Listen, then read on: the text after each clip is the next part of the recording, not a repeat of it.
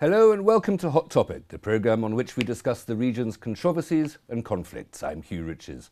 This time I'm joined by Nicola Masdam, Chairman of Greatcoats Village Council, and Ray Lawrence, Chairman of Greatcoats Residents Association, known as GRASS. Welcome to you both. A quick précis of the situation in Greatcoats. The North East Lincolnshire village is divided over the new village hall, amongst other things.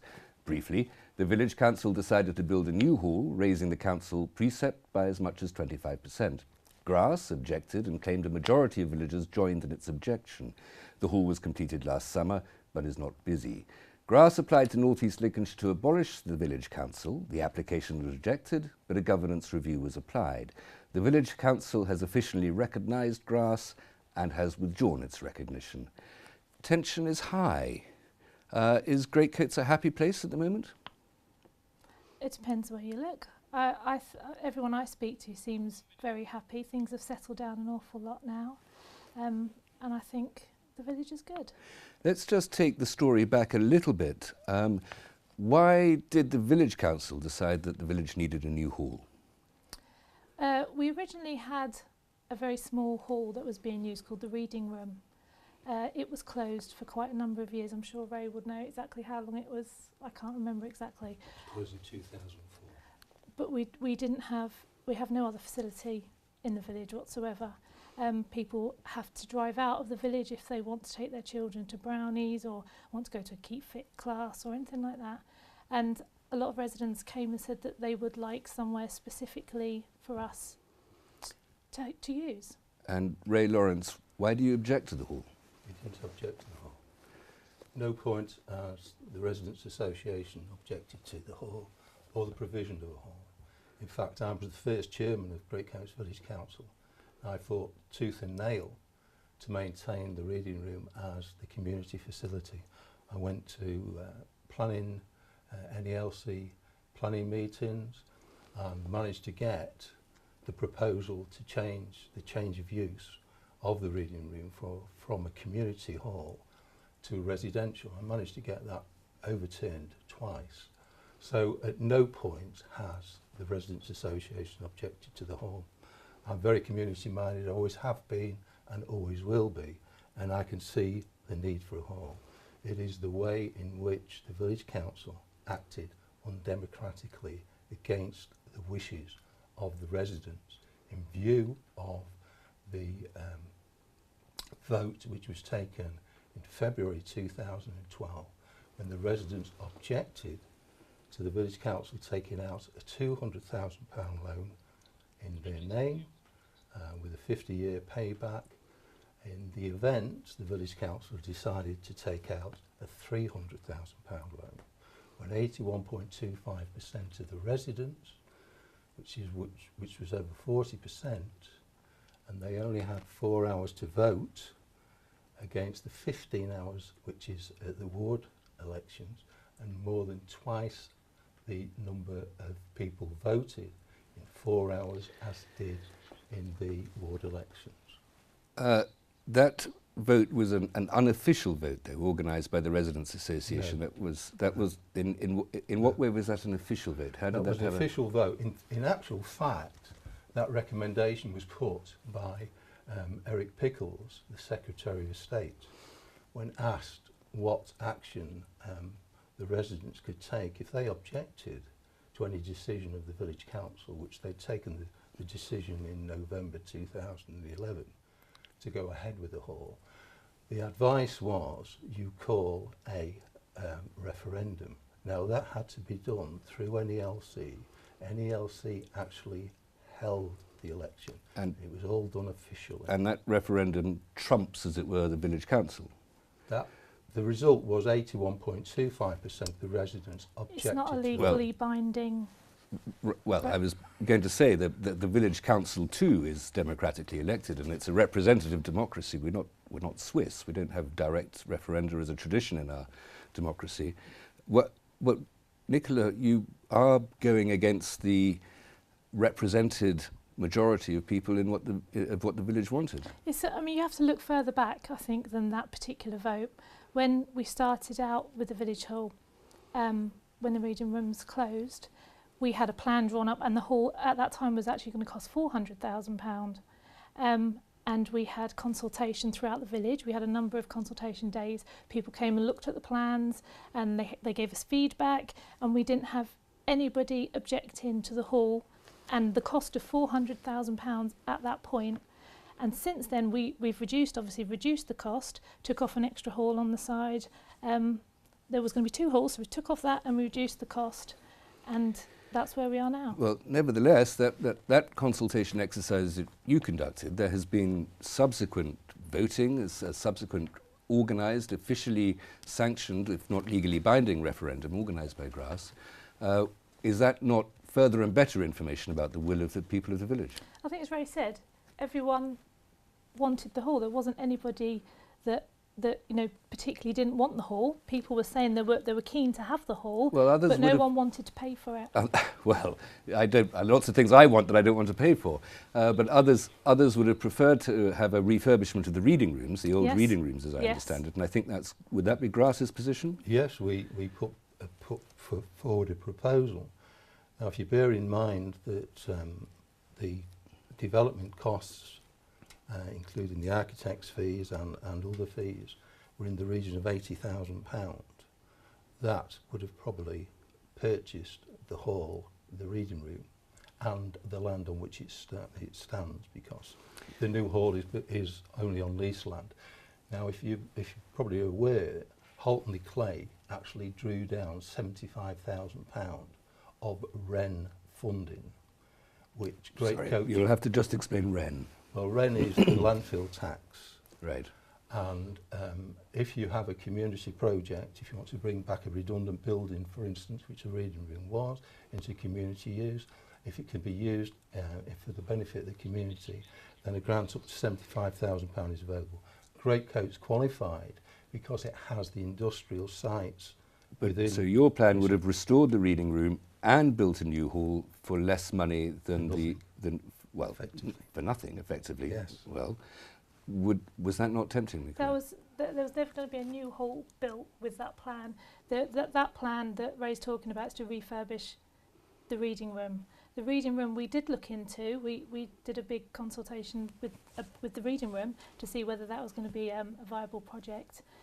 And it wasn't, because it's not fit for purpose. It's too small for the size of our village. It was fine when the village was in the 1900s and there were a few farms in the village and not very many people. Well, and it's the only 1,100 people now or so, but isn't it? if you look into there are a lot of plans being held with NELC. Their 10-year plans include over 600 houses for the Greatcoats area. If that goes ahead, we're going to have all those extra houses.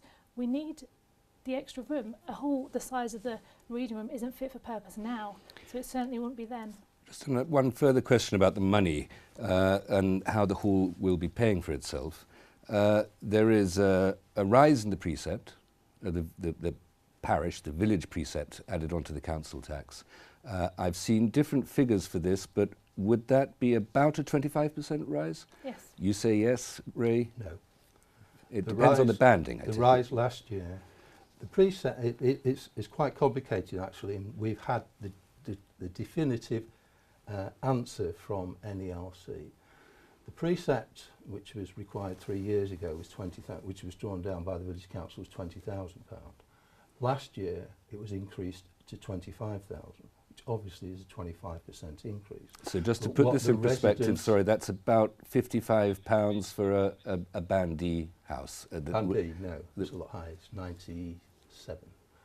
Okay. But the actual increase that residents had to pay was 35.6%, which makes it... Forgive me, we must stop there for a brief break. We'll be back in a moment with more on this, the Greatcoats controversy.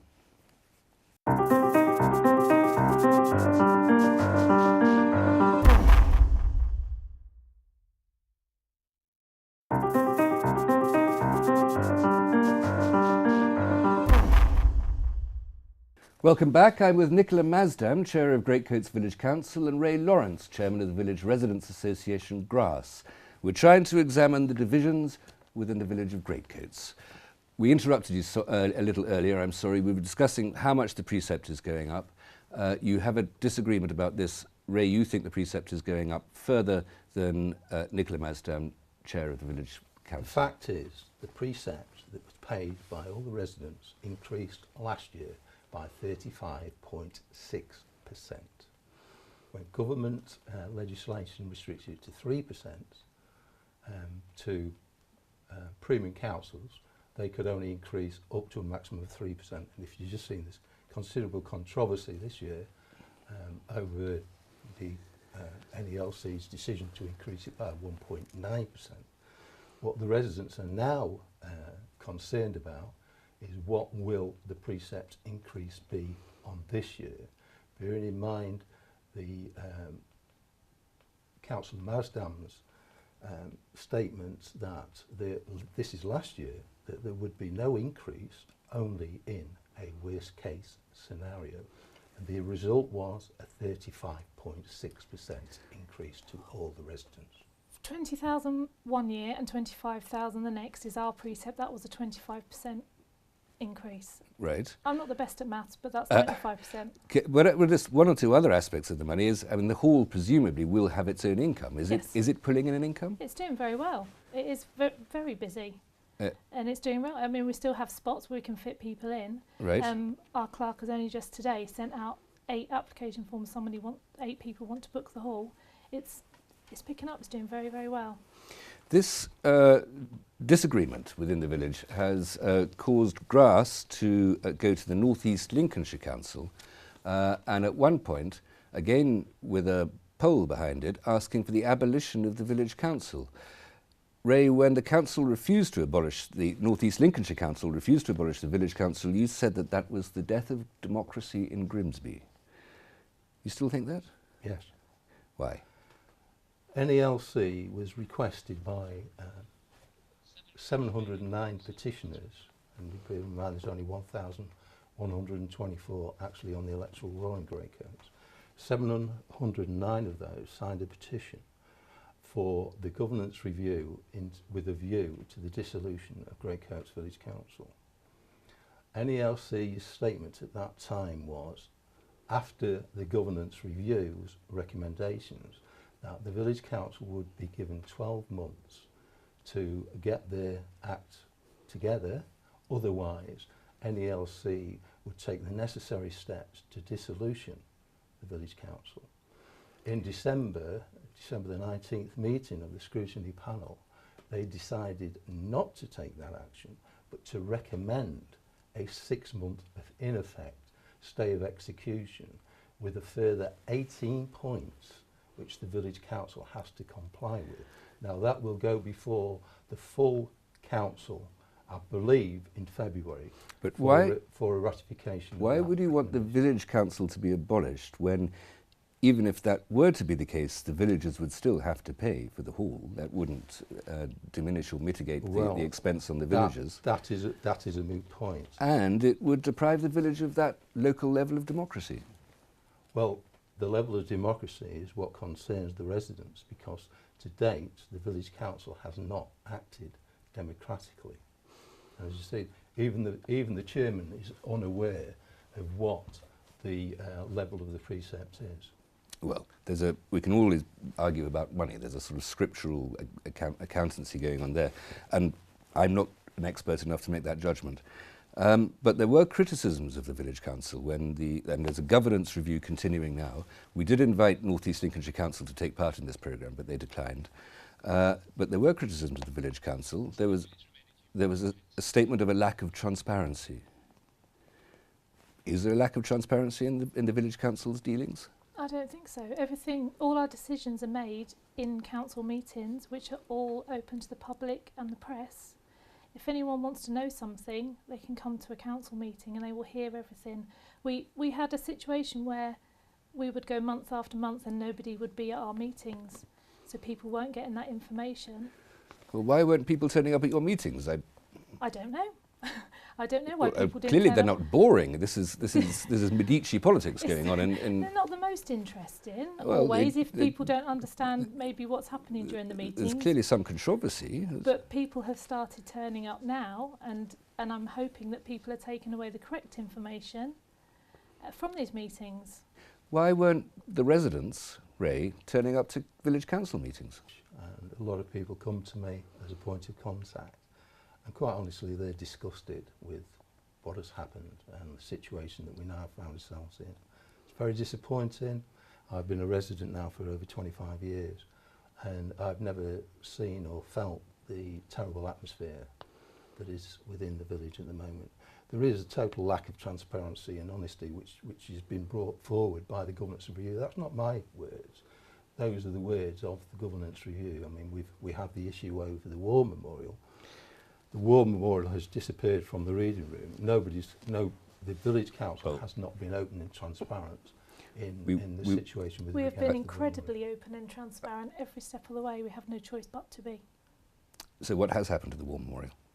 The actual memorial is not damaged. Right. Where the plaque with the names on is not damaged. There's some ornamental scroll work around the outside that I've seen pictures that has some damage to it that will be repaired. And when and where will it be back? Well, we're hoping, we certainly are working really hard to have it back by August. So for the celebrations or the commemoration, for the Great War. Sure. So we're working really hard to get it back in place for that. Now, what about this business of the village council not officially recognising grass? And recognising it at one moment and then withdrawing recognition. What's the relationship there, and what does official recognition by a village council mean? Well, we've never had to officially recognise any organisation before, but we were asked by Grass to do just that, and it's not anything we've needed to do before. So it's quite a strange thing for us to have to do. So we thought, well, we need to do this properly, make sure that everything's in place, all the rules and regulations for their organisation. And then we came to the decision that we would recognise them. But after that, we had some information from some members of the public saying that they had tried to gain access to Grass meetings and were told that they couldn't because they were taking place in residential houses and they couldn't go. So that's when we made the decision to de-recognise them. Have you been turning people away from Grass meetings? No. We have asked the village council. It's not a question of meetings.